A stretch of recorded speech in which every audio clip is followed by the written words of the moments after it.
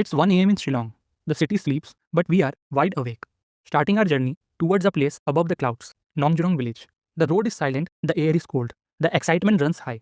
It's a 2-hour drive through the dark, but our goal, the first light of dawn above the clouds. We finally reach Nongjrong just before dawn. The sky begins to glow faintly, and beneath us, a sea of clouds. It feels unreal, as if we are standing on the top of the world. The clouds float like waves below, and the sun slowly paints the sky golden. We sit silently, watching nature's masterpiece unfold. No words, no noise, just peace and the sound of the wind. A cup of tea above the clouds.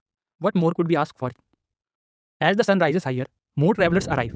Everyone stands amazed, cameras out, hearts full. Moments like these remind us why we travel, to feel alive, to see the unseen, and to chase the sun. From the darker roads of Shillong to the glowing skies of Nongjrong. This was not just a journey, it was an experience we will never forget. If you ever visit Meghalaya, make sure Nongjrong is on your list. Do not just watch the sunrise, feel it.